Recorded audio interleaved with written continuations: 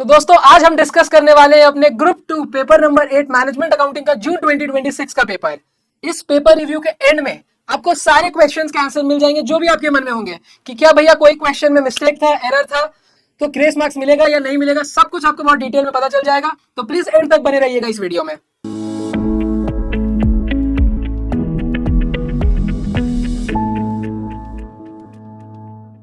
सबसे पहले हम शुरू करते हैं अपना एमसीक्यू पोर्शन से।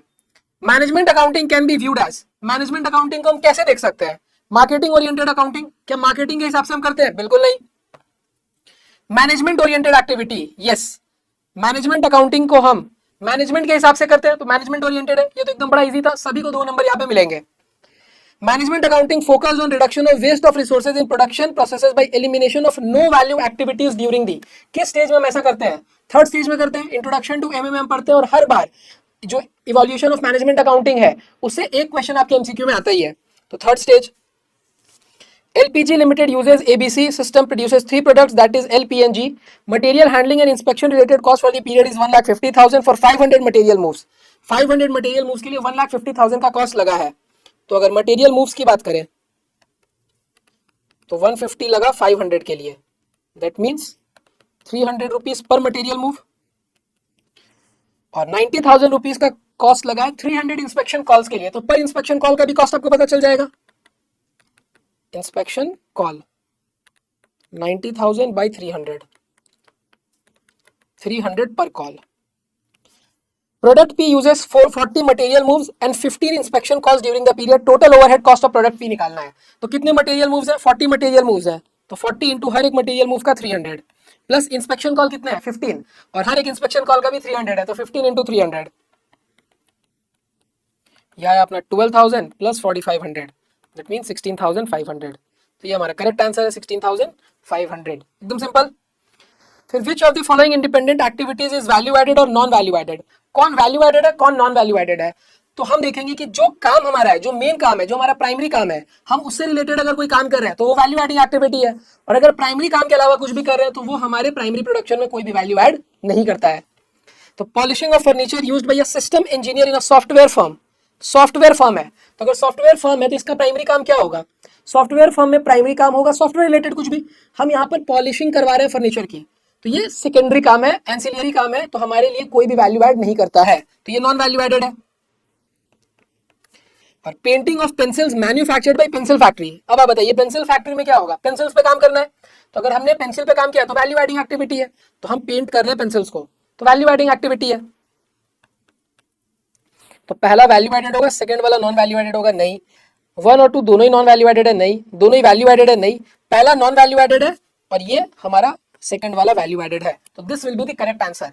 अब एग्जाम में पैनिक सिचुएशन में हो सकता है कि आप पहला वाला भी टिक मार के आ जाओ, गड़बड़ी होती है स्टूडेंट से ये सारी।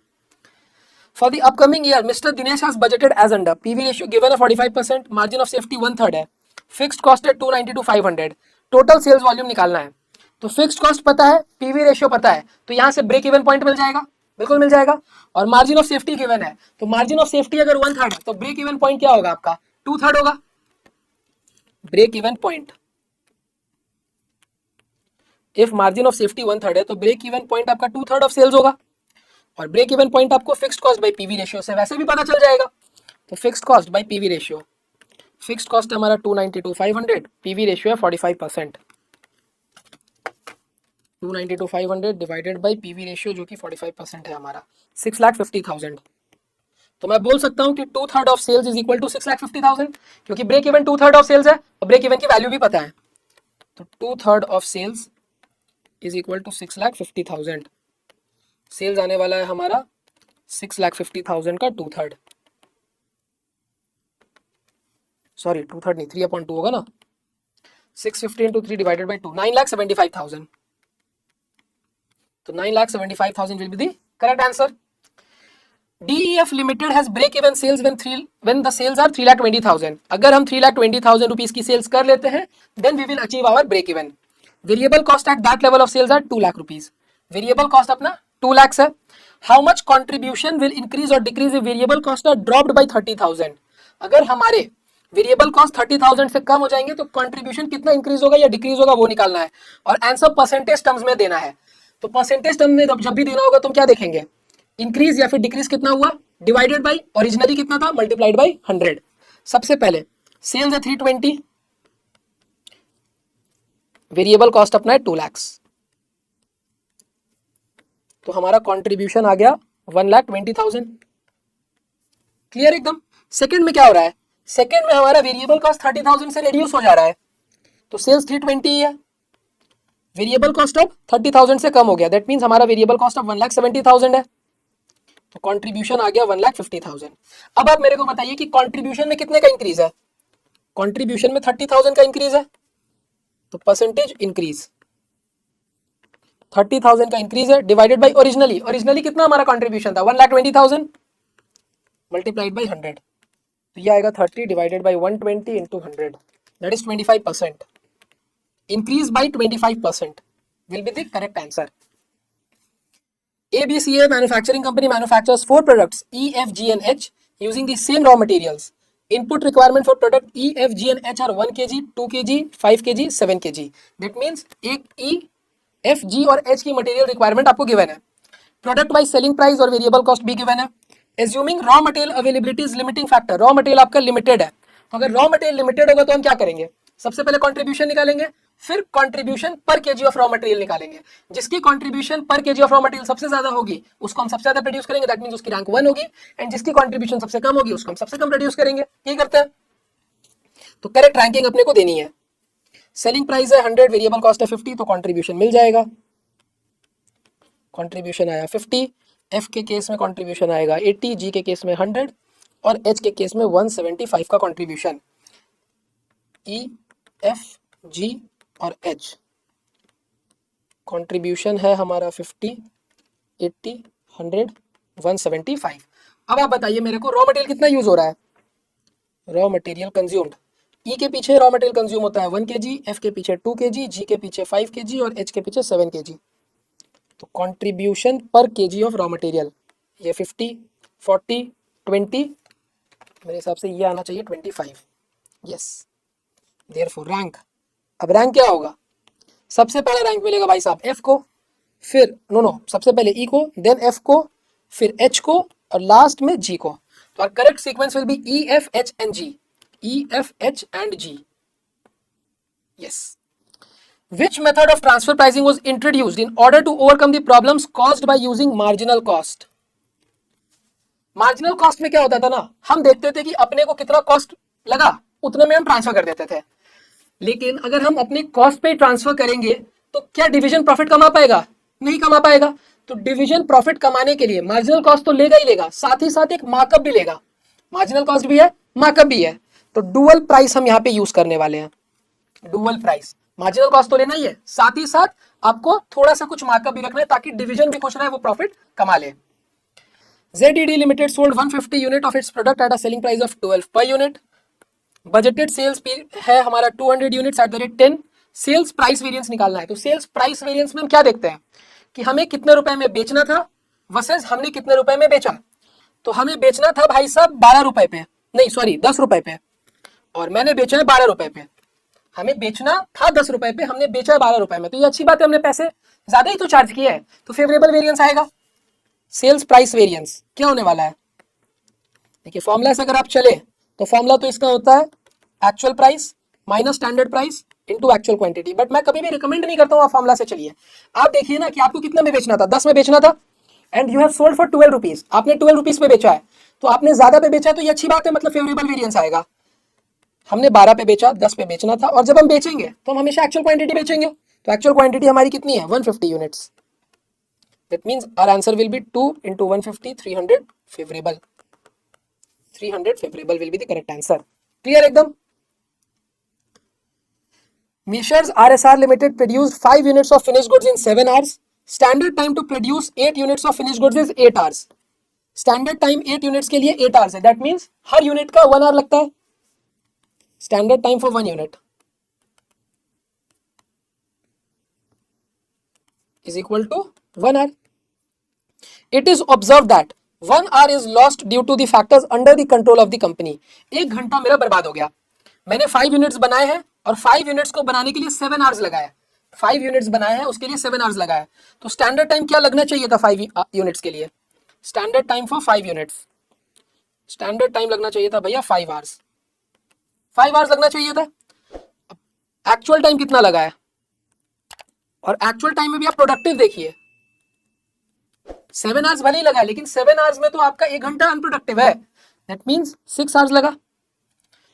आपको क्या निकालना है, स्टैंडर्ड लेबर रेट गिवन है, एक्चुअल लेबर रेट गिवन है, लेबर रेट वेरिएंस निकालना है सबसे पहले। तो लेबर रेट वेरिएंस में हम क्या देखते हैं कि मेरे को किस प्राइस पे देना था लेबर को पैसा वर्सेस मैंने किस प्राइस पे दिया। मेरे को देना था पैसा 20 रुपीज के हिसाब से, मैंने दिया है 30 रुपीज के हिसाब से, ज्यादा दे दिया है, दैट मीन्स मेरे लिए एडवर्स वेरिएंस आएगा। अब ये एडवर्स वेरिएंस कैसे निकलेगा, 20 के हिसाब से मेरे को देना था, मैंने 30 के हिसाब से दे दिया। और जब हम हमेशा पेमेंट करेंगे तो पेमेंट हमेशा कितने आवर्स की होगी, एक्चुअल आवर्स की। एक्चुअल आवर्स आपका क्या है 7 आवर्स, 7 आवर्स काम हुआ है, तो लेबर भले ही 1 घंटा काम नहीं कर रहा, फाकी मार रहा है, लेकिन पैसे तो भाई साहब वो पूरे 7 घंटे का लेके जाएगा मेरे से, मल्टीप्लाइड बाय 7, तो ये हमारा आ गया 70 एडवर्स। और आइडल टाइम वेरिएंस निकालना है, तो आइडल टाइम वेरिएंस तो बड़ा सिंपल है, आइडल टाइम कितना है 1 hour multiplied by standard rate, तो 1 आवर का 20 रुपीज के हिसाब से, तो आइडल टाइम वेरिएंस आएगा 20 एडवर्स। दैट मींस पहला वाला ऑप्शन करेक्ट है। A dash is a projection of budgeted data for one level of activity. Level of activity fixed है यहाँ पे, एक लेवल ऑफ एक्टिविटी के लिए अगर हम निकाल रहे हैं तो उसे हम क्या कहते हैं, फिक्स्ड या फिर स्टैटिक बजट। हमारा static budget will be the correct answer.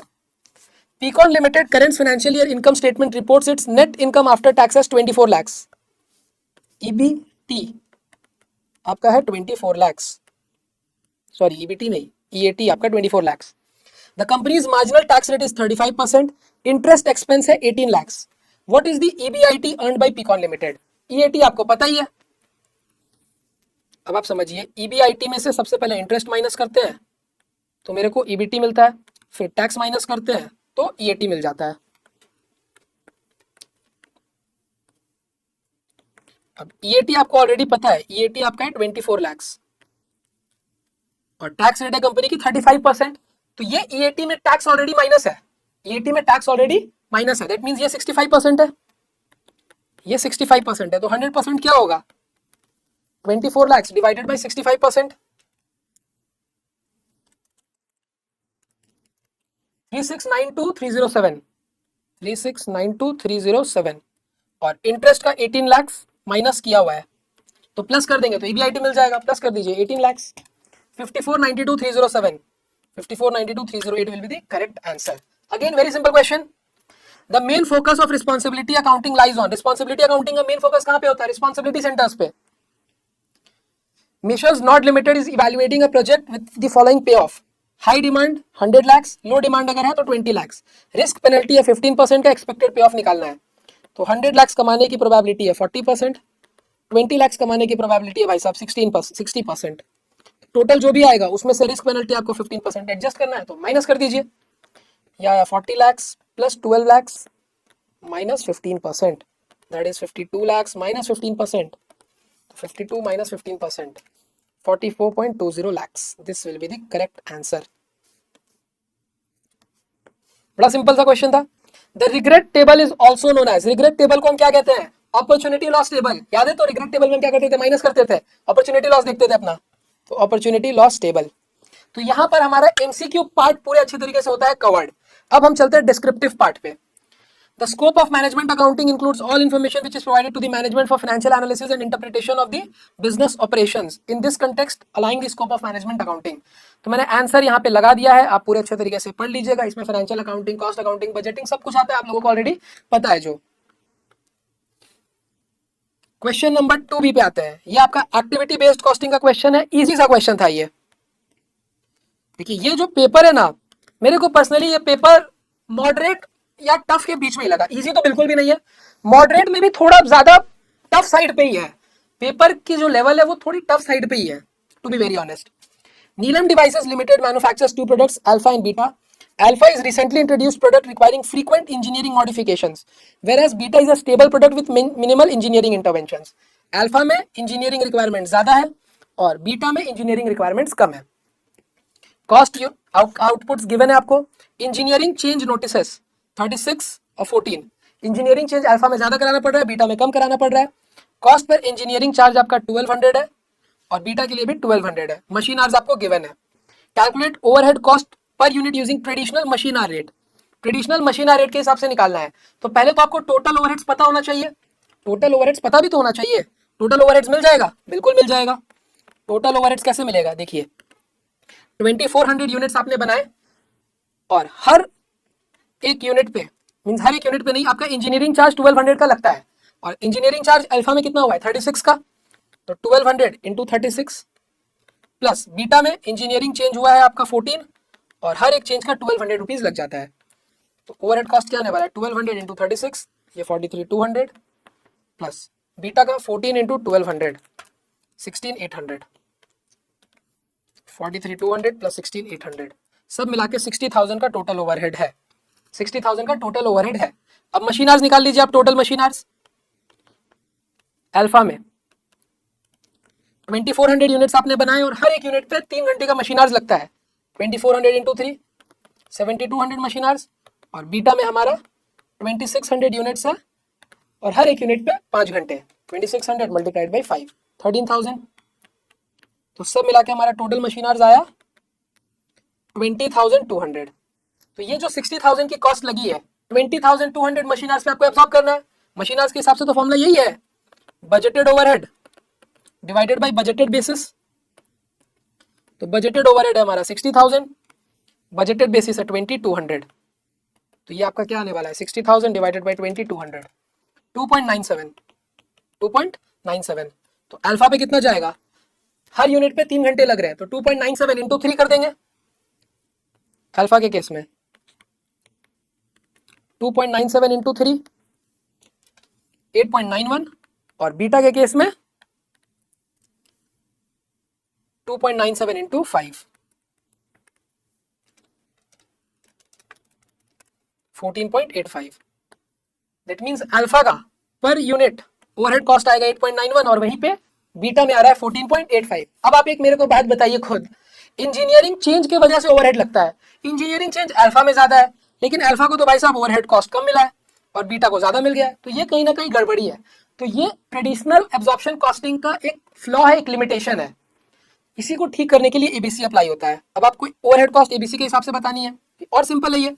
Alpha में ओवरहेड कितना लगा 43,200 लगा, कितने यूनिट्स के लिए 2400 यूनिट्स के लिए, तो अल्फा में 43,200 लगा 2400 यूनिट्स के लिए, 43,200 डिवाइडेड बाय 2400 18 रुपीज।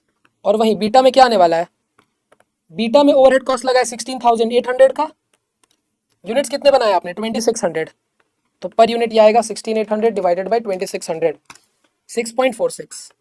तो ये करेक्ट दे रहा है, अल्फा को ज्यादा ओवरहेड का चार्ज मिलना चाहिए, बीटा को कम मिलना चाहिए।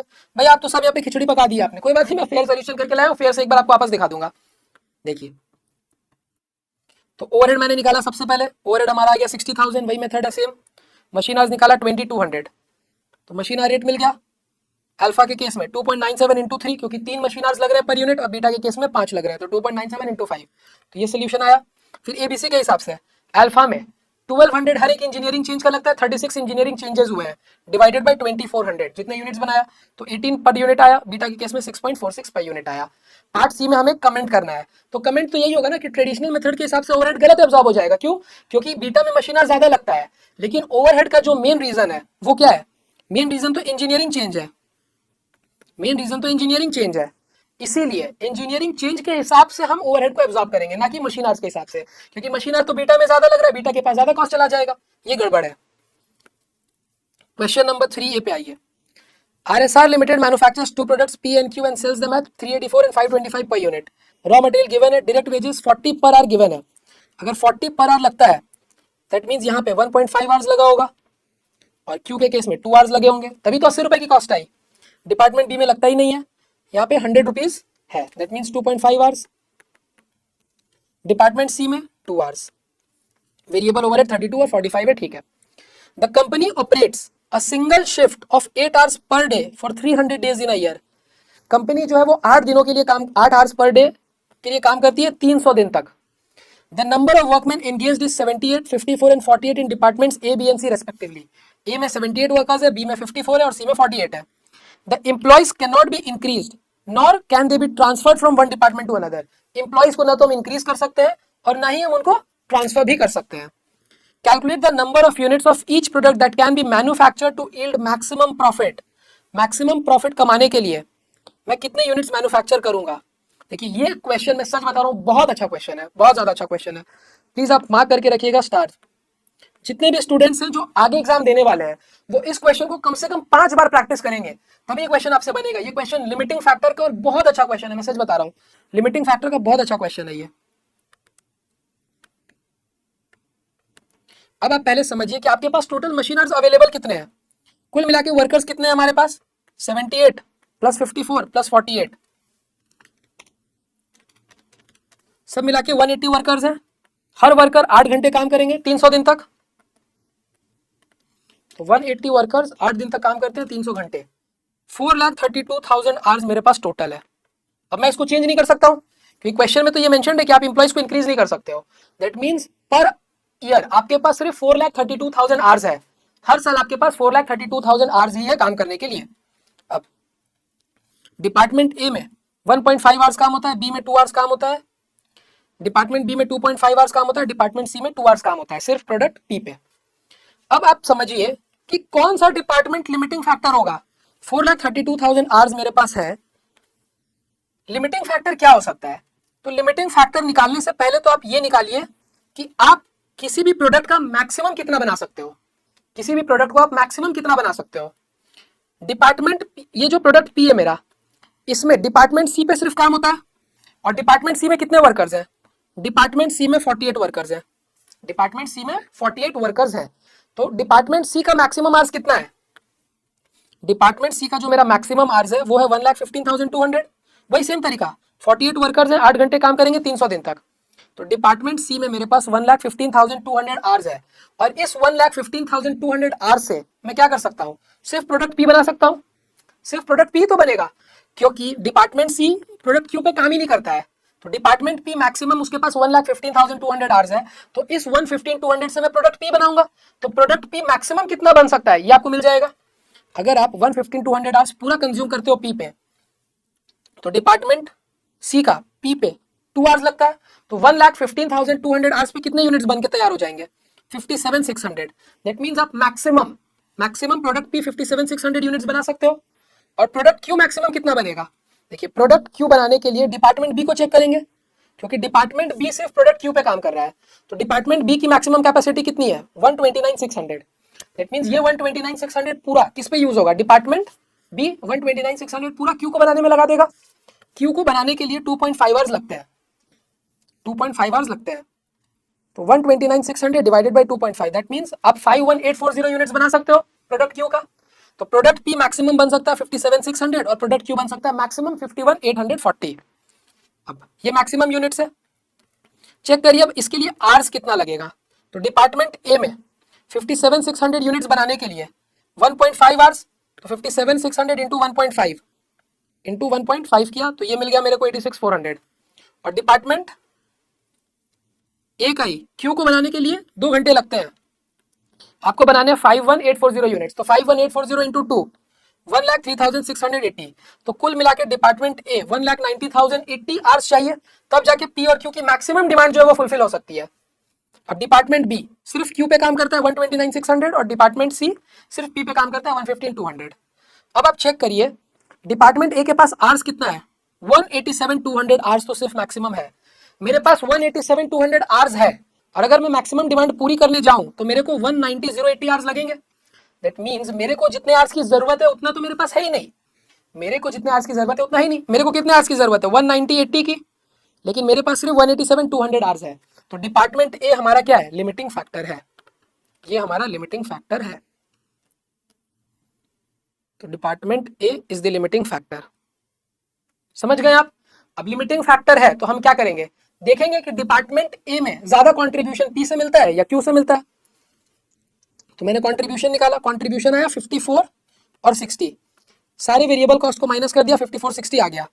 अब डिपार्टमेंट ए में पी के पीछे 1.5 आवर्स लगता है, क्यू के पीछे 2 आवर्स लगता है। 54 का कंट्रीब्यूशन आया 1.5 आवर्स है, तो पर यूनिट कंट्रीब्यूशन आया 36। और क्यू के केस में 60 रुपीज का कंट्रीब्यूशन आता है 2 घंटे लगाने के बाद, दैट मींस पर आवर का 30 का कंट्रीब्यूशन है। तो 36 और 30 में क्लियर है कि पी ज्यादा अच्छा है, तो पी हम ज्यादा बनाएंगे क्यू कम बनाएंगे। तो पी की जितनी डिमांड है पूरी बना देंगे। पी की डिमांड कितनी है 57,600, तो पूरा पी बना दीजिए। पी पूरा 57,600 बन गया। अब इसके लिए डिपार्टमेंट ए के कितने आवर्स लगेंगे? 1.5 आवर्स के हिसाब से 57,600 मल्टीप्लाइड बाई 1.5, 86,400। आपके पास सब मिला के 187,200 आवर्स हैं। इसमें से 86,400 तो चला गया, बैलेंस क्या बचा? 1,08,000। तो अब इस 1,08,000 से मैं क्यू बनाऊंगा और हर एक क्यू के लिए 2 आवर्स लगते हैं, तो इसको 2 से डिवाइड कर दीजिए तो 50,400 यूनिट्स मिल जाएंगे। समझ में आया? बहुत अच्छा क्वेश्चन था, मैं सच बता रहा हूँ, ये बहुत अच्छा क्वेश्चन है। इसको अच्छे से प्लीज प्रैक्टिस करिएगा 3 से 4 बार। तो ये भी हो गया। Then next question number 3B पे आ जाइए।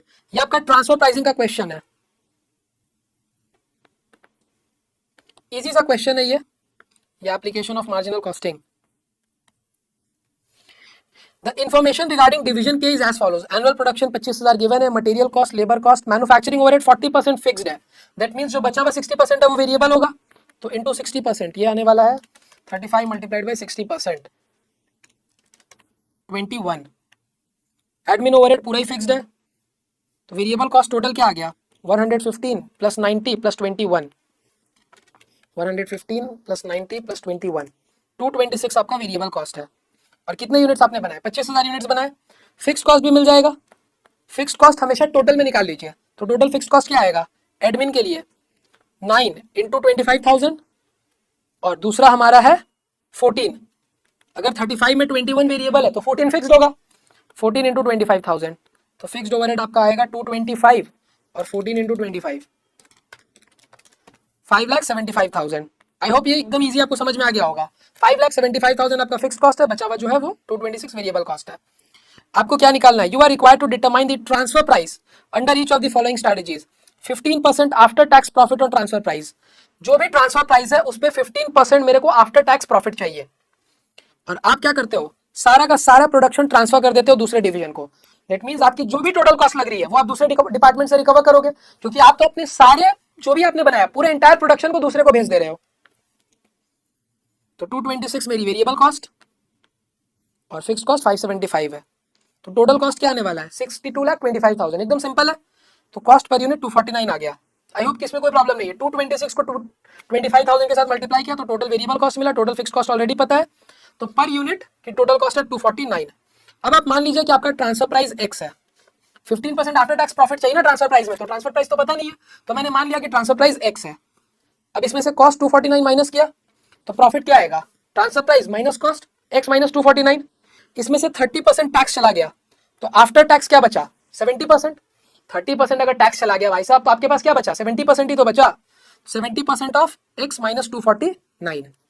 और ये जो आपका प्रॉफिट आफ्टर टैक्स है ये किसके बराबर होना चाहिए?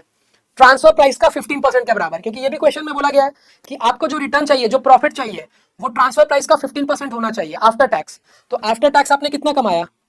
प्रॉफिट का 70%। जो भी प्रॉफिट हुआ उसका 30% टैक्स चला गया, 70% आपने कमा लिया।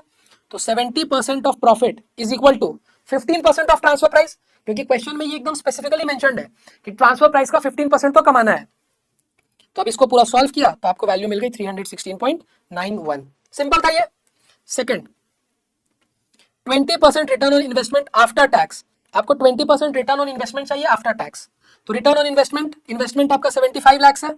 75 लाख का 20%, 75 लाख का 20% आएगा 15 लाख। दैट मींस 15 लाख तो आफ्टर टैक्स होना चाहिए। 15 लाख आफ्टर टैक्स होना चाहिए। दैट मींस 15 लाख जो है वो मेरा वो 70% है, क्योंकि जो भी मैंने कमाया होगा उसका 30% टैक्स चला गया, तो 70% मेरे को मिला। ये 70% 15 लाख के बराबर होना चाहिए। समझ रहे तो आप मेरी बात? रिटर्न रिक्वायर्ड 15 लाख तो टैक्स के बाद है। दैट मींस ये 15 लाख 70% है। 2142857, 2142857। तो ये 2142857 आपको रिटर्न चाहिए। टोटल कॉस्ट आपको ऑलरेडी पता है। टोटल कॉस्ट हमारा भाई साहब है 62,25,000। इसमें मेरे को 2142857 और चाहिए रिटर्न। टोटल मिल गया, डिवाइड कर दिया 25,000 से, तो पर यूनिट की कॉस्ट आ गई, पर यूनिट की ट्रांसफर प्राइस आ गई 334.71। सिंपल था ये भी। फिर 30% of markup of total cost is added to marginal. एक सेकंड, लगता है मैंने कुछ गड़बड़ लिख दिया है। 30% of marginal cost is added to total cost ना। Marginal cost is added to total cost. तो वेरिएबल कॉस्ट आपका 56,50,000 है, इसका 30% मार्कअप कर रहे हैं क्योंकि क्वेश्चन में मेंशन है कि मार्जिनल कॉस्ट का 30% मार्कअप करेंगे सिर्फ। तो मार्जिनल कॉस्ट तो वेरिएबल कॉस्ट को कहते हैं 56,50,000, इसमें 30% प्लस कर दिया 1695 और फिक्स कॉस्ट जो है वो एज इट इज रहेगा। तो डिजायर ट्रांसफर प्राइस ये चाहिए मेरे को, कितने यूनिट से 25,000 यूनिट से, तो डिवाइड करके पर यूनिट मिल गया। Again very simple. तो ये ट्रांसफर प्राइसिंग का जो क्वेश्चन था ये इजी सा क्वेश्चन था। अब 4A पे आइए, ये क्वेश्चन अच्छा क्वेश्चन है, हो सकता है कि आपसे मिस्टेक हो गया हो। Alpha Limited makes two products X and Y whose respective fixed cost are F1 and F2. X जो है उसकी फिक्स्ड कॉस्ट F1 है और Y की फिक्स्ड कॉस्ट F2 है। The contribution of Y is 1/5 less है than that of contribution of X. तो अगर मैं मानूं कि X की कंट्रीब्यूशन A है, X की कंट्रीब्यूशन A है, तो Y की कंट्रीब्यूशन क्या होनी चाहिए? 1/5 ऑफ A, यही तो होनी चाहिए। 1/5 लेस मतलब 1/5 कम होना चाहिए, 1/5 नहीं होना चाहिए, 1/5 कम होना चाहिए। तो y की कंट्रीब्यूशन होगी a minus 1/5 of a, that means 4/5 a। समझ गए? तो एग्जाम में हो सकता है स्टूडेंट्स 1/5 ऑफ a भी लिख कर आए होंगे, गड़बड़ हो गई होगी। f1 और f2 का टोटल 1,50,000 है, that means f1 plus f2 is equal to 1,50,000। फिर ब्रेक इवन पॉइंट आपका 1800 यूनिट्स है x के लिए, तो x का जो ब्रेक इवन पॉइंट है उसका फॉर्मूला क्या होगा? Fixed cost by contribution per unit. तो फिक्स्ड कॉस्ट है हमारा F1 और कंट्रीब्यूशन पर यूनिट है A, यही तो है। तो मैं लिख सकता हूं एक equation 1800A is equal to F1, 1800A is equal to F1। Then next 3000 units is the indifference point between X and Y। X और Y का जो इनडिफरेंस पॉइंट है वो 3000 है। तो इनडिफरेंस पॉइंट का फॉर्मूला क्या होता है? चेंज इन फिक्स्ड कॉस्ट मतलब F1 minus F2 divided by change in contribution. तो कंट्रीब्यूशन में कितने का चेंज है? 1/5 ऑफ A का ही तो चेंज है। कंट्रीब्यूशन में कितने का चेंज है? X की कंट्रीब्यूशन A है, Y की कंट्रीब्यूशन 4/5 A है, तो चेंज कितने का है? 1/5 ऑफ A का चेंज है। तो एक इक्वेशन यहां से मिल गया F1 minus F2 is equal to 3000 into 1/5 A, that means F1 minus F2 is equal to 600 A। Simple, no inventory buildup है। तो अपने पास क्या क्या इक्वेशन आ गए देखिए। अपने पास सबसे पहले तो एक इक्वेशन ये आया F1 plus F2 is equal to 1,50,000। तो यहां से मैंने F1 की एक वैल्यू निकाल ली 1,50,000 माइनस F2। फिर फिक्स्ड कॉस्ट जो कि था आपका F1 by contribution per unit जो कि है A। तो F1 की ये वैल्यू मैंने यहां पुट की, तो एक इक्वेशन मेरे को मिला 1800A is equal to 1,50,000 minus F2। आप खुद से सॉल्व करिएगा तो आपको समझ में ज्यादा आएगा।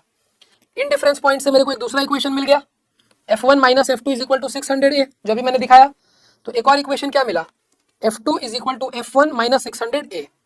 ठीक है, अब F2 की वैल्यू मेरे को यहाँ पे मिल गई है, तो मैं F2 की अगर इस वैल्यू को यहाँ पे पुट कर दूं इस इक्वेशन में, पुट करते हैं। देखिए पुट किया मैंने, तो मेरे को इक्वेशन मिला 1200A is equal to 1,50,000 minus F1। एक इक्वेशन ये आया।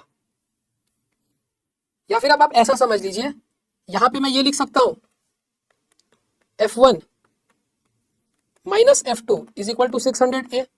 एक इक्वेशन तो ये है, और दूसरी इक्वेशन मेरे पास क्या है? F1 plus F2 is equal to 1,50,000। ये तो एकदम सिंपल है, ये दोनों तो समझ में आ रहा है। F1 minus F2 is equal to 600A, ये कैसे आया? ये आपके इनडिफरेंस पॉइंट वाले फॉर्मूला से आया, और ये क्वेश्चन में गिवन था, आप साइमल्टेनियस से सॉल्व किया। तो 2F1 is equal to 600A plus 1,50,000। अब F1 की अगर वैल्यू निकालूं तो F1 की वैल्यू क्या आएगी? 300A plus 75,000। तो F1 की वैल्यू आपको A के टर्म्स में मिल गई, और यहाँ पे आपको एक और इक्वेशन ऑलरेडी मिल चुकी है। तो ये सोल्यूशन जब आप देखेंगे तो आपको बेहतर ग्रास्प करने में समझ में आएगा। तो अब मैंने क्या किया है, F1 की वैल्यू को इस इक्वेशन में पुट कर दिया है, सॉल्व किया तो फाइनली A की वैल्यू मिल गई 50। अब कंट्रीब्यूशन ऑफ X आ गया 50, तो Y का कंट्रीब्यूशन क्या होगा? 50 इंटू 4/5 जो कि है 40। अब F1 आपको डायरेक्टली मिल जाएगा 75,000 प्लस 300 ये था, पुट कर दिया तो 90,000, और F2 होगा 60,000। तो ये क्वेश्चन एक बार आपको खुद से प्रैक्टिस करना होगा, समझना होगा, तब आपको समझ में आएगा। बहुत अच्छा क्वेश्चन था ये भी। तो यहाँ पे बस ये दो इक्वेशन मेन है, ये सॉल्व करके आपको F1 की एक वैल्यू निकाल लेनी है और यहाँ से पुट कर देना है। तो इक्वेशन बहुत सारे बनेंगे, आपको बस कुछ ना कुछ को पुट करके फाइनल आंसर निकालना है। क्वेश्चन नंबर 4B पे आते हैं। 4B again application of marginal costing का क्वेश्चन है, एक्सपोर्ट ऑफर का। यहां पे स्टूडेंट्स कहां गड़बड़ करेंगे वो आपको समझाता हूं। Pritam of Patna presently operates his plant at 80% of the normal capacity. अभी आप 80% पे काम कर रहे हो, दैट मींस अभी आप इस स्टेज पे हो। He supplies the product for 4 lakhs, 4 lakhs पे आप सेल करते हो, ग्रॉस मार्जिन आपका 20% है, तो 4 lakhs का 20% आपका मार्जिन है, तो मार्जिन है 80,000 on sales. Direct cost per unit constant है, indirect cost as per his budget projections are. ये जो भी गिवन है यहाँ पे ये सब इनडायरेक्ट कॉस्ट है, डायरेक्ट कॉस्ट आपको क्वेश्चन में गिवन नहीं है, तो डायरेक्ट कॉस्ट आपको निकालना पड़ेगा। डायरेक्ट कॉस्ट जो है वो क्वेश्चन में गिवन नहीं है, ध्यान रखिएगा। इनडायरेक्ट कॉस्ट गिवन है। He has received an export order for the product equal to 20% of its present operation. Export offer कितने का मिला है? 20% प्रेजेंट ऑपरेशन का। अब एग्जाम में क्या होगा ना, आपको लगेगा कि 80% पे आप काम कर रहे हो, 20% का और मिल गया, मतलब 100% के हिसाब से कंप्यूटेशन कर दो, गड़बड़ हो जाएगा। 20% प्रेजेंट ऑपरेशन का, तो प्रेजेंट ऑपरेशन कितना है? 20,000।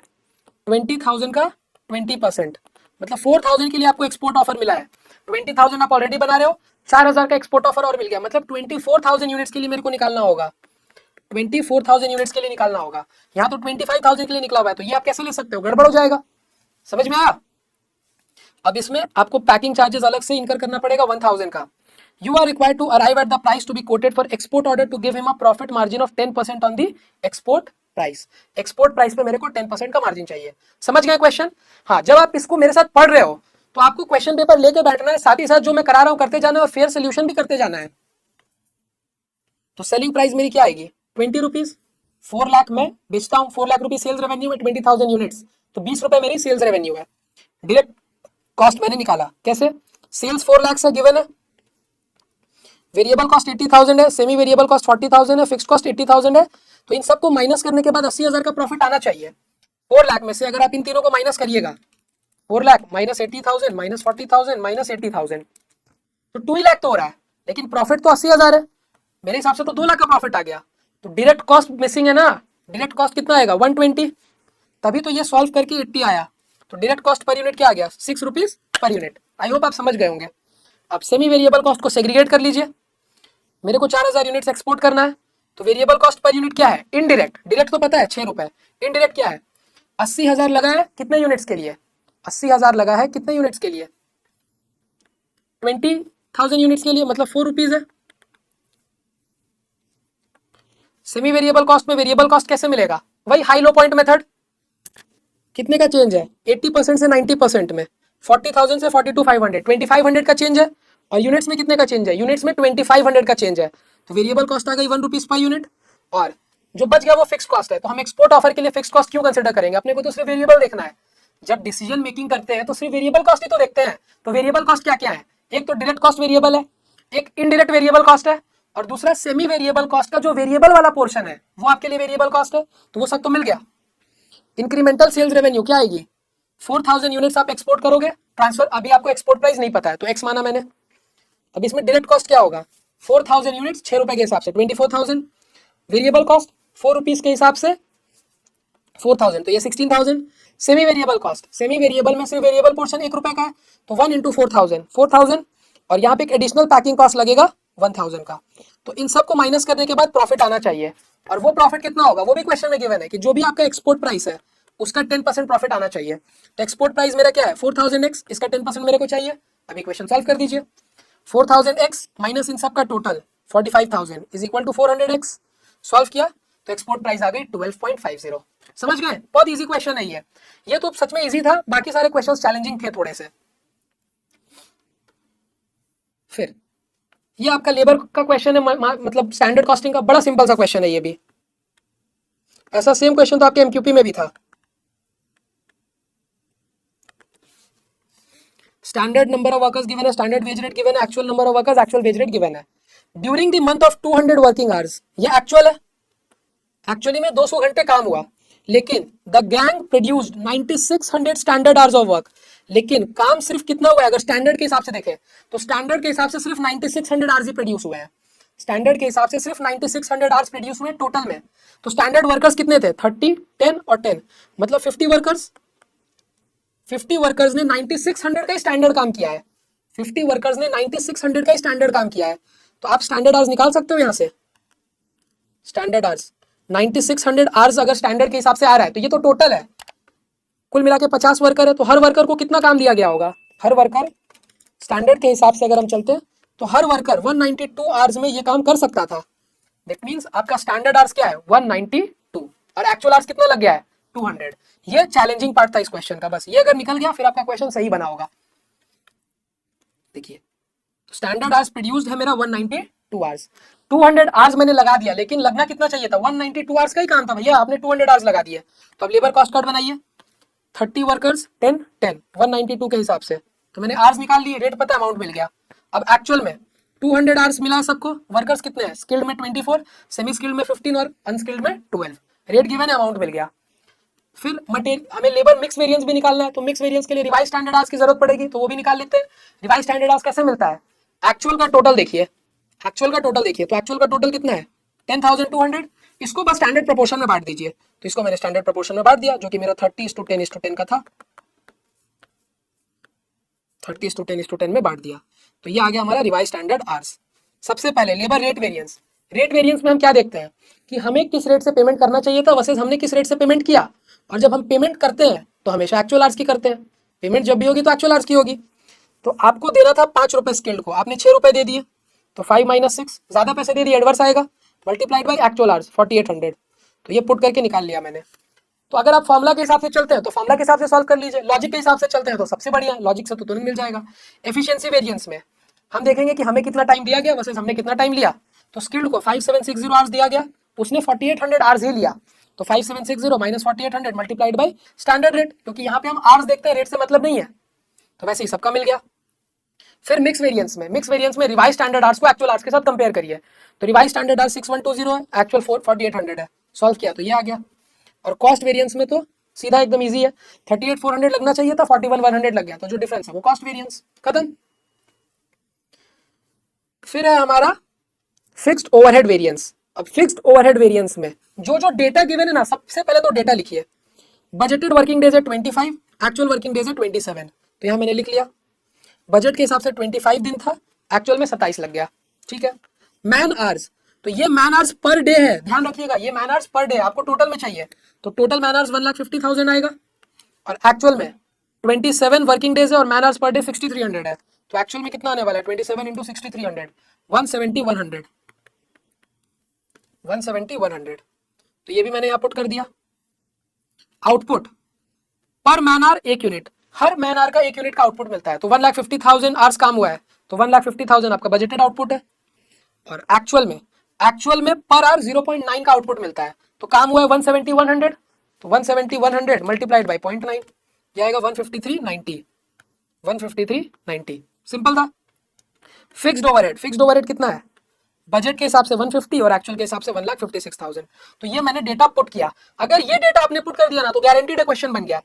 अब 3 चीजें आप लोगों को निकाल लेनी है। सबसे पहले budgeted fixed overhead per unit निकालिए, तो फिक्स्ड ओवरहेड कितना है? 1,50,000, और कितने यूनिट्स आप बनाने वाले हो? 1,50,000, दैट मींस पर यूनिट आप 1 रुपए एब्जॉर्ब करते हो, पर यूनिट आप 1 रुपए एब्जॉर्ब करते हो। फिर budgeted factory fixed overhead per hour का भी निकाल लीजिए। 1,50,000 यूनिट्स आपने मतलब रुपीस लगा कितने आवर्स के लिए? 1,50,000 के लिए, तो ये भी आ गया 1 रुपीस पर यूनिट। और last budgeted fixed overhead per day, तो आपने सोचा था 1,50,000 लगेगा 25 डेज का, तो पर डे का कितना होगा? 6,000 पर डे, सिंपल है। अब चलिए, तो सबसे पहले कॉस्ट वेरिएंस, भले ही ऑर्डर अलग है लेकिन मैं आपको एकदम लॉजिक के साथ बता रहा हूँ। कॉस्ट वेरिएंस आप निकालिए। कॉस्ट वेरिएंस में क्या देखना है कि कितना ओवरहेड एब्जॉर्ब हुआ और लगा कितना। तो मैंने बनाए हैं कितने यूनिट्स? 153,90, 1,53,090 यूनिट्स ही तो बनाए हैं। हर यूनिट का मैं 1 रुपए एब्जॉर्ब करता हूँ, हर यूनिट का मैं 1 रुपए एब्जॉर्ब करता हूँ, तो 1,53,090 यूनिट्स का कितना एब्जॉर्ब होना चाहिए था? 1,53,090 एब्जॉर्ब हुआ, लेकिन एक्चुअली में कितना लग गया? एक्चुअली में भाई साहब लग गया 156, तो ज्यादा लग गया, तो 2910 ज्यादा लग गया, तो एडवर्स वेरिएंस, एकदम सिंपल है। अब ज्यादा लगा तो लगा क्यों? ये देखिए, ज्यादा लगा तो क्यों लगा? इसलिए लगा क्योंकि पहले तो मैंने ज्यादा देर तक काम किया है, ज्यादा देर तक काम किया है, और दूसरा यूनिट्स भी कुछ अलग है। एक तो जितने यूनिट्स मेरे को बनाने थे उसके अलावा मैंने कुछ अलग यूनिट्स बनाए हैं, और जितने आवर्स मेरे को काम करना था उसके अलग आवर्स मैंने काम किया है। तो फिर एक्सपेंडिचर वेरिएंस, मेरे को 150 खर्च करना था, लेकिन मैंने खर्च कितना किया 156। तो एक ये रीजन है, 150 खर्च करना था आपने 156 खर्च कर दिया। तो एक्सपेंडिचर वेरिएंस सबसे सिंपल वेरिएंस है, कितना खर्च करना था वर्सेस कितना कर दिया, budgeted fixed overhead minus actual fixed overhead. तो 6000 ज्यादा खर्च कर दिया तो ये 6000 एडवर्स आ जाएगा। और वॉल्यूम वेरिएंस में हम देखेंगे कि यूनिट्स में कितने का चेंज है। तो मेरे को बनाना था 150 लेकिन मैंने बनाया 1,53,090। तो एक्चुअल में बना कितना 153,90 लेकिन बनना चाहिए था 1,50,000। तो आपने ज्यादा बनाया तो ये अच्छी बात है, ज्यादा बनाने की वजह से ओवरहेड कितना ज्यादा एब्जॉर्ब हो गया। तो actual output minus budgeted output multiplied by factory overhead fixed overhead per unit. तो 153,90 माइनस 1,50,000 1 रुपीज पर यूनिट के हिसाब से 3,090 ये हो गया। अब वॉल्यूम में जो चेंज है ये क्यों है, वॉल्यूम में चेंज क्यों है, इसका क्या रीजन हो सकता है। इसका रीजन हो सकता है सबसे पहला तो कि फैक्ट्री आपने ज्यादा देर तक खोल के रखी है, 25 दिन खोलना था आपने 27 दिन खोल दिया, तो इसके वजह से वॉल्यूम में चेंज आया। तो वॉल्यूम में जो चेंज आ रहा है कैलेंडर वेरिएंस, ज्यादा दिन तक फैक्ट्री खोल के रखा ना, तो actual working days minus budgeted working days, कितनी ज्यादा दिन फैक्ट्री खोल के रखी, 2 दिन ज्यादा, और हर दिन का 6,000 रुपए एब्जॉर्ब होता है। तो दैट मीन्स आपने 12,000 ज्यादा एब्जॉर्ब कर लिया, हर दिन का 6,000 रुपए एब्जॉर्ब होता है। अब आपने 2 दिन फैक्ट्री ज्यादा खोल के रखी तो देखा जाए तो 12,000 आपने ज्यादा एब्जॉर्ब कर लिया, तो ये फेवरेबल वेरिएंस है। अब एफिशिएंसी वेरिएंस, क्या लेबर को जिस स्पीड में काम करना चाहिए था उस स्पीड में लेबर ने काम किया है, चेक करिए। लेबर को कितना समय लगना चाहिए था एक्चुअल आउटपुट के लिए, 1,53,090 यूनिट्स बनाए और हर यूनिट बनाने के लिए 1 घंटा ही लगता है, स्टैंडर्ड का तो यही कहना है। तो 15390 यूनिट्स के लिए भी 15390 यूनिट आरजी लगने चाहिए थे, 15390 आरजी लगने चाहिए थे। अब एक्चुअली में कितना लगा है 170,100। आपको स्टैंडर्ड के हिसाब से अगर 1,53,090 यूनिट्स बनाए हैं आपने तो उसके लिए टाइम भी 15390 लगना चाहिए था, लेकिन आपने कितना लगा दिया 170,100 लगा दिया, ज्यादा टाइम लगा दिया। और हर एक आर का 1 रुपये के हिसाब से ऑब्जॉर्व होता है, तो 17,010 रुपए 17,010 रुपीज ज्यादा लग गए, तो ये बर्बादी है, एडवर्स वेरिएंस। और लास्ट है कैपेसिटी वेरिएंस, कि कितना वर्किंग आवर्स आपने काम किया वर्सेस कितना वर्किंग आवर्स आपको काम करना चाहिए था। तो एक्चुअल वर्किंग आवर्स आपके कितने हैं 170,100, और स्टैंडर्ड के हिसाब से वर्किंग आवर्स क्या होनी चाहिए थी, स्टैंडर्ड के हिसाब से 150 होनी चाहिए थी लेकिन 25 दिन में, बट आपने तो 25 दिन फैक्ट्री नहीं खोली ना, 27 दिन खोली। तो जाहिर सी बात है अगर आप ज्यादा दिन तक फैक्ट्री खोल के रखोगे तो फैक्ट्री ओवरहेड ज्यादा लगेगा, मीन ज्यादा देर काम होगा।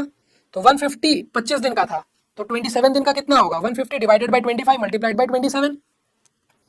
तो ये हमारा आ गया जो भी है 6,000 इंटू 27, पर डे का आप 6,000 काम करते हो, 27 दिन में काम किया, तो 170,100 माइनस 27 इंटू 6,000 के हिसाब से, तो ये आएगा 8,100 फेवरेबल। खत्म। तो फिक्स्ड ओवरहेड वेरिएंस को लॉजिक से पढ़िए, ज्यादा अच्छे से समझ में आएगा। अब 6A बजट में आते हैं, तो ये आपका बजट एंड बजटरी कंट्रोल का क्वेश्चन है, ये भी थोड़ा सा तो घुमाऊ क्वेश्चन था, थोड़ा सा घुमाऊ क्वेश्चन है ये। ए, सी और ई 3 प्रोडक्ट्स मैन्युफैक्चर हो रहे हैं, क्लोजिंग बैलेंस गिवन है और ये सब वैल्यूज है, देखिए यूनिट्स नहीं है। एग्जाम में हो सकता है कि आप इनको यूनिट्स लेके बना दो, गड़बड़ हो जाएगा, ये सब वैल्यूज है। तो ये वैल्यू है, क्लोजिंग बैलेंस, स्टैंडर्ड कॉस्ट आपको गिवन है, स्टैंडर्ड प्रॉफिट गिवन है, नॉर्मल लॉस गिवन है। अब सेल्स गिवन है, ए का 4200 का सेल्स है, बी का 3000 का है, सी का ई का 10,080 का सेल्स है। Standard labour time wage rate सब गिवन है, आपको प्रोडक्शन बजट बनाना है। तो ये क्वेश्चन सिंपल था, बट चैलेंज क्या है कि इसमें वैल्यूज गिवन है, यूनिट्स नहीं गिवन है। तो मैंने सबसे पहले तो सेल्स लिखा तीनों का, फिर सेल्स में से प्रॉफिट हटा दिया, तो सेल्स में से प्रॉफिट हटा दिया तो कॉस्ट मिल गया मेरे को, कॉस्ट ऑफ सेल्स। फिर कॉस्ट में क्लोजिंग स्टॉक को प्लस करेंगे, ओपनिंग स्टॉक को माइनस करेंगे, तो कॉस्ट ऑफ यूनिट्स प्रोड्यूस्ड मिल जाएगा। यूनिट्स प्रोड्यूस्ड अगर निकालना है तो यही करना होगा ना, याद है तो फॉर्मूला यूनिट्स प्रोड्यूस्ड का, sales plus closing stock minus opening stock. तो कॉस्ट ऑफ सेल्स में क्लोजिंग स्टॉक प्लस किया, ओपनिंग स्टॉक माइनस किया, तो कॉस्ट ऑफ यूनिट्स प्रोड्यूस्ड मेरे को मिल गया। और ये जो यूनिट्स प्रोड्यूस्ड की कॉस्ट है, ये तो कॉस्ट है, तो आप निकाल लीजिए कि कितने यूनिट्स आपने बनाए होंगे, क्योंकि आपको तो कॉस्ट पर यूनिट भी गिवन है। एक एक केस में 32,40,000 रुपीज कॉस्ट लगी है और पर यूनिट का कॉस्ट कितना है 24, दैट मीन्स 1,35,000 यूनिट्स बने होंगे। बी के केस में 22,80,000 रुपीज की कॉस्ट है और पर यूनिट का जो कॉस्ट है वो 15 है, दैट मीन्स 1,52,000 यूनिट्स आपने बनाए होंगे। और ई के केस में 76 लाख रुपीज की आपकी टोटल कॉस्ट है, जिसमें से पर यूनिट की कॉस्ट 20 रुपीज है, दैट मीन्स आपने 3,80,000 यूनिट्स बनाए होंगे। और ये जो है ये तो नेट है, क्वेश्चन में तो लॉस भी हुआ है कुछ, तो ये तो लॉस के बाद है। एक्चुअली में कितना बना होगा, एक्चुअली में कुछ बना, उसमें से कुछ लॉस हुआ और फिर आपको जाके ये फाइनल वैल्यू मिली जिसको आपने बेच दिया। तो इफेक्टिव यील्ड कितना है, देखिए ए के केस में 10% का लॉस होता है, बी के केस में 20% का और सी के केस में 5% का। तो देखा जाए तो ए की इफेक्टिव यील्ड कितनी है 90%, जो भी आप बनाते हो उसमें से 10% लॉस हो जाता है, तो इफेक्टिवली तो 90% ही बना। और बी के केस में, सॉरी सी के केस में, यहाँ पे ना बड़ा नाम में कंफ्यूजन है, ए सी ई दिया है पता नहीं क्यों। सी के केस में आपने 20% लॉस कर दिया, दैट मींस इफेक्टिव यील्ड 80% है, और ई के केस में 5% का लॉस हो जाता है, मतलब आप 95% बनाते हो, तो नेट यूनिट प्रोड्यूस्ड मिल गया है यहाँ से 135 डिवाइडेड बाय 90%, 152 डिवाइडेड बाय 80% और 380 बाय 95%, तो ये यूनिट्स प्रोड्यूस्ड है नेट। तो प्रोडक्शन बजट बन गया। सेकंड में हमें क्या बनाना है, सेकंड में हमें लेबर बजट बनाना है, प्रोडक्ट वाइज और डिपार्टमेंट वाइज दोनों ही बनाना था, एंड डिपार्टमेंट वाइज। तो ये सिंपल है, देखिए ए सी और ई लिख दिया मैंने। ग्रॉस यूनिट्स कितना है, लेबर तो पूरे ग्रॉस यूनिट्स बनाकर देगी, भले ही उसमें से कुछ खराब हो गया, तो याद रखिएगा आपको ग्रॉस यूनिट्स लेना है, नेट यूनिट्स नहीं लेना है। तो ग्रॉस यूनिट्स तीनों का मैंने लिखा। डिपार्टमेंट एफ में ए के पीछे 0.25 लेबर आवर लगता है, सी में 0.2 लगता है और ई में 0.2 लगता है डिपार्टमेंट एफ का। तो टोटल लेबर आवर्स मिल गए, units multiplied by labour hours per unit, total labour hours और कॉस्ट पर लेबर आवर 10 रुपए है, तो यहाँ से टोटल कॉस्ट मिल गई। फिर डिपार्टमेंट जी में भी सेम उसी तरीके का प्रोसेस लगाना है, 0.25 0.20 0.25 लगता है, तो टोटल लेबर आवर्स कितना लगेगा, और यहाँ पे लेबर आवर का रेट 12 रुपए के हिसाब से, तो टोटल कॉस्ट मिल गया। फिर ए का टोटल प्लस कर दीजिए डिपार्टमेंट एफ और डिपार्टमेंट जी का, तो ए का पूरा टोटल मिल गया। सी के केस में भी वही करेंगे, डिपार्टमेंट एफ डिपार्टमेंट जी का टोटल कर देंगे, और ई के केस में भी वही सेम, तो ये बन जाएगा। बड़ा सिंपल सा ये भी था, खत्म। फिर क्वेश्चन नंबर 6 भी, ये फ्लेक्सिबल बजट का क्वेश्चन है। The cost of an article at a capacity level of 5,000 units is given in the table below under column A. For a variation of 25% in capacity above or below this level, the individual expenses vary. अगर आप 25% ज़्यादा या कम capacity पे काम करोगे तो आपके expenses very करेंगे, और वो कितने वेरी करेंगे वो भी गिवन है आपको। परसेंटेज ऑफ वेरिएबिलिटी अगर 100% है, मतलब पूरा ही वेरी कर रहा है, मतलब ये वेरिएबल कॉस्ट है, ये 80% वेरी कर रहा है, दैट मीन्स ये सेमी वेरिएबल कॉस्ट है, 20% फिक्स्ड है। 75% वेरी कर रहा है, दैट मीन 75% आपका वेरिएबल है, 25% फिक्स्ड है, सेमी वेरिएबल कॉस्ट है। ये 100% वेरी कर रहा है, वेरिएबल कॉस्ट है। ये 20% वेरी कर रहा है, तो सेमी वेरिएबल कॉस्ट है। तो जो भी 100% से कम वेरी कर रहा है वो सेमी वेरिएबल है, और जो वेरी ही नहीं कर रहा है वो फिक्स्ड कॉस्ट है, जैसे डेप्रिसिएशन, ये फिक्स्ड कॉस्ट है, और ये भी आपका सेमी वेरिएबल कॉस्ट है। तो जितने भी सेमी वेरिएबल कॉस्ट है उसमें से फिक्स्ड अलग करना पड़ेगा, वेरिएबल अलग करना पड़ेगा। तो ये सब क्वेश्चन बहुत टाइम टेकिंग क्वेश्चन है, बहुत ही लेंदी क्वेश्चन है ये सब। तो आपको 4,000 यूनिट्स और 6,000 यूनिट्स के लिए बनाना है। क्वेश्चन है ये वाला एकदम ईजी, फ्लेक्सिबल बजट बनाना है, लेकिन इतना सारा सेमी वेरिएबल कॉस्ट है, सेग्रीगेशन में टाइम चला जाएगा। तो देखिए मैंने सेग्रीगेट कर दिया है पूरा सब कुछ। जैसे पावर के केस में, 1250 लगता है, इसका 80% वेरिएबल है, तो 1250 का 80% वेरिएबल कितने यूनिट्स के लिए, 5,000 यूनिट्स के लिए, तो पर यूनिट आ गया ये 0.2 पर यूनिट, और 20% फिक्स्ड है तो फिक्स निकल गया। तो 4,000 यूनिट 6,000 यूनिट्स के लिए मैंने निकाल लिया है, मल्टी पर यूनिट पता है, मल्टीप्लाइड बाय 4,000 प्लस फिक्स कर देंगे। तो वैसे ही सेम मैंने repairs and maintenance, inspection, admin overhead सबके लिए यही काम किया है, सेलिंग ओवरहेड्स, और फिर लास्ट में टोटल कॉस्ट निकाल लिया है। तो ये आप आंसर देखोगे तो आपको समझ में आ जाएगा, कुछ है नहीं इसमें लेंदी। बस ध्यान में क्या रखना है कि जो सेग्रीगेशन है वो सही से करना है। तो सेग्रीगेशन क्या पुट कर दिया, टोटल कॉस्ट मिल गई, नंबर ऑफ यूनिट्स के साथ डिवाइड किया तो कॉस्ट पर यूनिट भी मिल गया। तो एकदम सिंपल सा क्वेश्चन था बट लेंदी है। अब आइए क्वेश्चन नंबर 7A में, जिसके लिए बहुत सारे कमेंट्स आ रहे थे। मैंने कॉस्ट अकाउंटिंग का जो सोल्यूशन डाला उसमें बहुत सारे कमेंट्स आए हैं 7A क्वेश्चन के लिए। तो इस क्वेश्चन में मेरे को नहीं लगता है कि इंस्टीट्यूट आपको ग्रेस मार्क्स देगी। क्यों? क्योंकि जनरली अगर आपको कॉस्ट ऑफ डेट नहीं गिवन होता है, जैसे इस क्वेश्चन में कॉस्ट ऑफ डेट नहीं गिवन है, अगर कॉस्ट ऑफ डेट गिवन नहीं है तो आपको आरएफ को डेट का रेट ले लेना है, आरएफ को डेट का रेट ले लेना है, ठीक है, याद रखिएगा। तो हो सकता है इस क्वेश्चन में इंस्टीट्यूट शायद ग्रेस मार्क्स ना दे, हो सकता है दे भी दे, आई डोंट नो। तो ये आपका इकोनॉमिक वैल्यू एडेड का क्वेश्चन था। हर बार 7A में इकोनॉमिक वैल्यू एडेड का क्वेश्चन आता है। क्वेश्चन सिंपल था, हार्ड नहीं था। Messrs tech vision limited has earned a net profit of 130 lakh after tax at 135%। Again ये आपका क्या है, नेट प्रॉफिट आफ्टर टैक्स, मतलब अर्निंग्स आफ्टर टैक्स है ये। तो ईबीआईटी में इंटरेस्ट माइनस करेंगे तो ईबीटी मिलेगा, फिर टैक्स माइनस करेंगे तो ईएटी मिलेगा। ईएटी कितना है, ईएटी है 130 लाख, और ये 35% टैक्स माइनस करने के बाद है, दैट मींस ये 65% है। तो 100% क्या आने वाला है, 130 डिवाइडेड बाय 65%, 200। तो अर्निंग्स बिफोर टैक्स हमारा 200 लाख का आ गया। इंटरेस्ट कितना है, इंटरेस्ट लॉन्ग टर्म डेट है 600 लाख का, आरएफ है आपका 8%, तो 8% के हिसाब से आपको निकालना पड़ेगा। 600 का 8%, 48 लाख आएगा ये। तो ईबीआईटी आ गया 248 लाख। तो ईबीआईटी तो यहीं से मिल गया, एकदम सिंपल था। अब ईवीए निकालना है, तो ईवीए निकालने के लिए क्या निकालना पड़ेगा? के निकालना पड़ेगा, केडी निकालना पड़ेगा और केयू निकालना पड़ेगा। क्वेश्चन में आगे क्या बताया है? The company has developed an innovative software platform which has gained significant market transaction. Platform has been patented and has a market value of 150 lakhs. Patent की जो मार्केट वैल्यू है वो 150 लाख है, नॉट रिकॉर्डेड इन बुक्स, इसको books में record नहीं किया गया है। नेटवर्थ कंपनी की 300 लाख है, लॉन्ग टर्म डेट 600 लाख है। तो अगर कंपनी की कैपिटल एम्प्लॉयड में निकालूं तो क्या आने वाली है? 300 लाख की नेटवर्थ, 150 लाख का पेटेंट और 600 लाख का आपका long term debt, means 300 plus 150 plus 600, 1050 lakh. ये आ गया कैपिटल एम्प्लॉयड।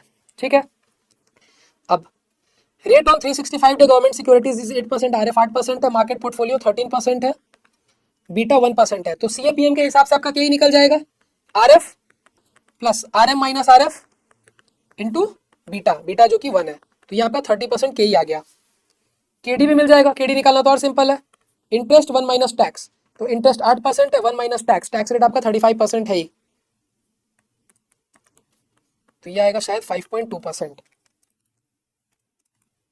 5.2%। तो बस बड़ा सिंपल सा क्वेश्चन है, देखिए इसका सोल्यूशन।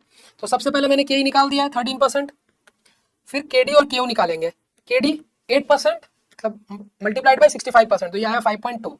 अब केयू निकालने के लिए cost of equity multiplied by equity by debt, तो इक्विटी 13% और टोटल इक्विटी कितनी है? नेट वर्थ आपकी 300 लाख और 150 लाख का पेटेंट, तो 450 लाख की equity divided by total capital 1050 plus 5.2% cost of debt multiplied by debt divided by total 1050, तो ओवरऑल कॉस्ट ऑफ कैपिटल आ गया आपका 8.54%।